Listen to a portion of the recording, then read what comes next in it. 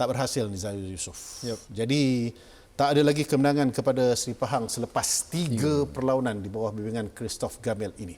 2 perlawanan yang terdahulu menyaksikan bagaimana ramai yang bersimpati kepada mereka, tetapi dalam perlawanan ini nampak agak fair and square, tetapi sayangnya mereka tidak dapat gunakan kesempatan bermain di tempat sendiri untuk mendapatkan 3 mata penuh. Pandangan anda? Ya, saya rasa merugikanlah kerana di permulaan liga seharusnya pasukan-pasukan yang ada perlu mencari kemenangan untuk mengekalkan konsistensi itu. Jadi apabila Pahang kalah di tempat sendiri, bagi saya itu merugikanlah kerana mereka pun belum menang lagi dan pada malam ini kalah dengan keadaan yang tipis. Jadi mungkin pasukan Pahang Seri Pahang lagi belum dapat keserasian yang bagus di antara pemain dan juga taktikal yang cuba coach mereka terapkan untuk pemain-pemain Seri Pahang. Jadi mungkin akan mengambil masa sedikit, tetapi rugilah kalau anda kata tidak dapat menang apabila bermain di home game. Inilah yang sesuatu yang perlu diperbaiki Christophe Gamel dan juga pasukan Seri Pahang sendiri. Permulaan yang baik sebab mereka dapat menghasilkan gol seawal minit yang keempat, tetapi selepas itu nampak macam bahagian hadapan yang diketuai oleh Zatara sendiri dan kemudiannya Hidalgo yang bermain dengan cemerlang pada perlawanan terdahulu ketika lawan dengan PJ City, dia tak berupaya untuk menembusi penjaga gol Melaka United hari ini, Brian C, dan juga barisan pertahanan. Bahagian tengah, David Rowley, Azam Aziz dan juga Billy Ketkyo juga gagal untuk menghasilkan gerakan-gerakan yang boleh mendapatkan tambahan jaringan dalam game ini. Ya, mungkin dengan naiknya coach Asri Ringgal, kata abang tadi, dia adalah seorang pemain pertahanan. Jadi mungkin dia akan menggunakan more tactical falsafah pertahanan. Ya, pertahanan. Mungkin defending. Termasuk untuk midfielder juga. Jadi mungkin di situ ada keuntungan untuk pasukan Melaka United pada malam ini dan kita boleh nampak hasil mereka berjaya mengutip 3 mata yang cukup berharga. Yang menariknya dalam game ini adalah penampilan yang ditunggu-tunggu oleh penyokong-penyokong Melaka United. Penyerang mereka Ifadayo oleh Segun akhirnya diturunkan, tetapi dia tidak menghasilkan gol. Namun begitu, gol ini dapat dihasilkan oleh pemain yang lain, iaitu Emmanuel Otel.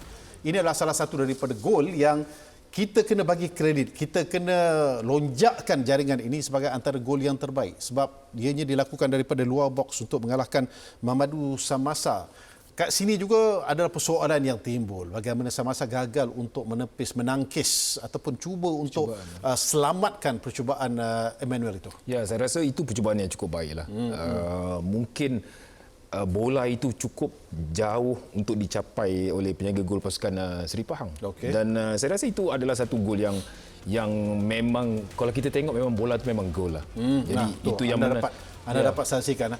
Dia adalah merupakan satu percubaan kaki kiri daripada luar box yang begitu berani. Sebab di sini dia telah berjaya untuk mengatasi tekanan yang diberikan oleh pemain pertahanan dan kemudiannya dengan satu step melakukan satu curling shot yang cukup cantik ke sebelah kanan untuk menewaskan Samasa, penjaga gol pasukan Seri Pahang ini. Alright. Melaka United, apabila telah terbukanya can of worms yang dikatakan sebagai satu masalah yang sedang melanda pasukan Melaka United ini, terus pihak pengurusan membuat satu keputusan yang drastik. Saya rasa itu bukan satu keputusan begitu drastik, tetapi terpulang kepada pihak pengurusan. Mereka nak jaga keharmonian dalam tim ini, jadi mereka telah merehatkan Risto Vidakovic. Rehat. Saya tak rasa keputusan-keputusan terdahulu mengganggu mereka. Betul, tak ada kemenangan daripada 4 perlawanan yang lalu. Yang terbaik cumalah keputusan seri saja. Tetapi apabila mereka Asri Ninggal nampak ada keupayaan untuk menurunkan kesebelasan utama, jadi ini adalah merupakan satu peluang yang baik. Okey, Nizam boleh fikir sikit bagaimana nak bagikan komen tentang persembahan pasukan Melaka United dalam perlawanan ini. Sebelum itu kita akan jenguk sekejap press conference dan juga sidang media perlawanan yang baru saja berlalu sebentar tadi, iaitu antara Melaka United dengan pasukan Seri Pahang. Coach Seri Pahang, Christophe Gamel. Ya, bukan untuk saya tapi untuk negeri Melaka juga. Because why? All this why selepas main 4 game kita collect satu point, lepas kita kalah 3 game.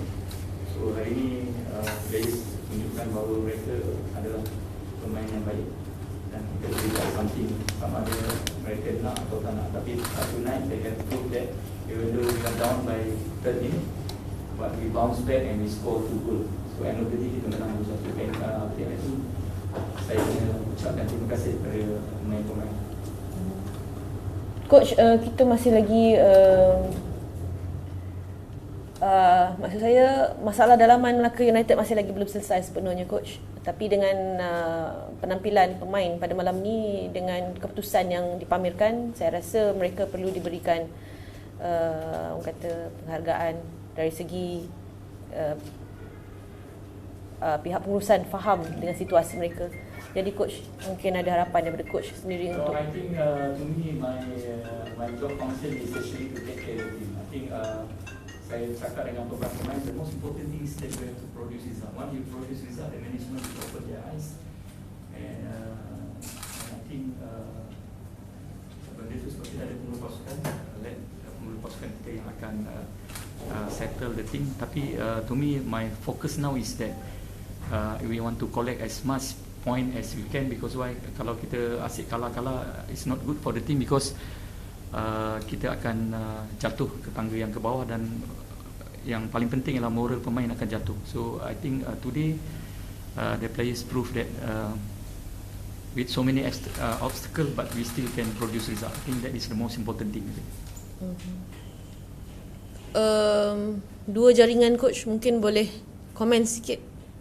Walaupun kita kena jaringan awal, tapi to me bila selepas Pahang bermain dalam 15 minit, then we can see that actually kita boleh we can control the game and we can score, because we create a lot of chances, dan kita tahu goalkeeper dia besar 6 kaki 6, and also they play with one long striker. So and we know that the number 88 is the most dangerous place, dengan 20 Azam is their playmaker.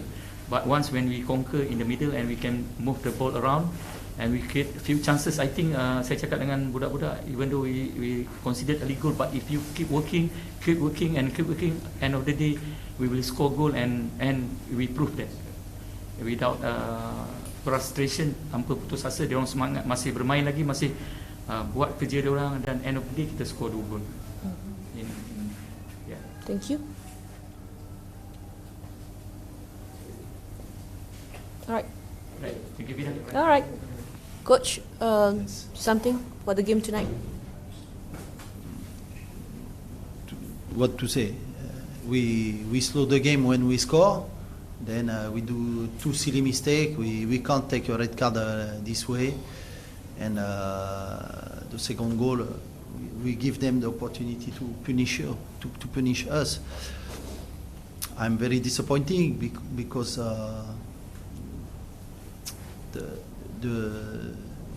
the game was not bad until we did this mistake, and this team mentally has to work on it, because even when you are winning 1-0, you need to continue to push, and it's modern football. You don't need to go back after our left side was a bit deficient today, so I have to see how to change the plan for next time. But it's really a bitter test tonight, because we could have done much more better. But mentally, I think the boys need to step up more. What is the big mistake that caused the loss tonight, coach?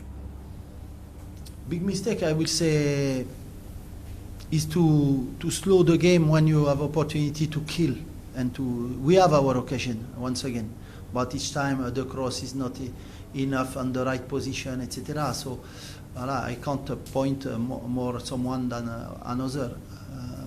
After the second goal, yes, we give a clear ball in the center. We should have cleared the ball, and it come from a player who has experience in that. So of course, it's a big delusion regarding that. But sometimes you win a game, or you are winning, you need to know how to struggle and to suffer to keep the result.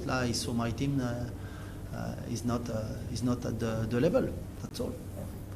Coach, do you think that for the game tonight, the players take it easy because due to last two matches, it's because of other mistakes, and tonight? Yeah, tonight is clearly our mistakes. Tonight we shoot our own feet. No, I don't think they were taking easy. Otherwise, we won't have scored first. So no, it's just in the process after they start to slow. The weather was hard a bit for everyone, it seems, and but that's not an issue. You need to put continuously pressure and to develop the game. We have our action. Even when we were one man down, we have our action to finish. But it's always or 1 meter away or not on the right position. Need to continue to work and never give up. It's like that. Kita belum habis lagi cerita pasal Pahang dengan Melaka United ini sebab kita nak dapatkan pandangan daripada tuan punya badan yang buat laporan di Kuantan ketika ini. Birthday girl. Okey, buka puasa apa sebentar tadi? Nasi putih, kambing bakar. Baik, teruskan dengan laporan anda, Fina, tentang perlawanan di antara si Pahang yang gagal untuk mencapai kemenangan di tempat sendiri berdepan dengan Melaka United. Silakan. Okey, sudah pasti ini sesuatu yang tidak seharusnya berlakulah selepas mereka melewati satu situasi yang bukan melibatkan kesilapan mereka dalam dua perlawanan tempoh hari, dan sebenarnya kita mengharapkan ada sesuatu yang mungkin boleh dikatakan sebagai penawar untuk pasukan Pahang pada malam ini, tetapi malangnya ia tidak berlaku. Sebenarnya kerisauan daripada Gamel sendiri telah pun diluahkan sebaik saya bertanya kepada beliau dalam sesi latihan terakhir pada semalam, adakah situasi melibatkan Melaka United bakal menjadi punca untuk mereka menggunakan kesempatan yang ada. Tetapi jawapan daripada Gamel sendiri, beliau sebenarnya risau sekiranya Melaka United memiliki booster yang baru. Jadi perkara itulah yang berlaku pada malam ini, dan Pahang sekali lagi berputih mata untuk mendapatkan 3 mata penuh. Okey, Fina, apabila tidak ada sebarang kemenangan dalam 3 perlawanan lalu untuk Seri Pahang, jelas ini akan memberikan tekanan kepada Christophe Gamel. Ramai yang dah sebut, ramai dah viralkan nama jurulatih yang memang sinonim dengan pasukan Pahang. So, apa reaksi dengan camp Seri Pahang ketika ini? Secara apa yang kita dah lewati sebelum ini, kalau menerusi pasukan Pahang, biasanya pihak pengurusan meletakkan 3 perlawanan sahaja, dan sekiranya gagal untuk mereka melaksanakan tanggungjawab, akan berlakulah perubahan di tampuk kejurulatihan pasukan Pahang itu sendiri. Perkara ini jelas berlaku kepada Thomas Dodi sebelum ini, dan saya tidak terkejut seandainya Gamel akan menerima nasib yang sama. Dan saya tertanya-tanya, adakah sekali lagi bekas jurulatih Pahang yang juga sekarang ni merupakan pengurus pasukan Pahang, Dola Saleh, akan kembali memimpin pasukan ataupun pengurusan Seri Pahang memiliki rencana yang baru. Baik, terima kasih banyak Fina. Itulah dia ceritanya circle dalam Liga Bola Sepak tempatan ini, Fina. Okey, happy birthday. Birthday bulan April, samalah kita. Okey, selamat pulang ke pulang ke tanah air pula, pulang ke KL esok. Betul jugalah tu.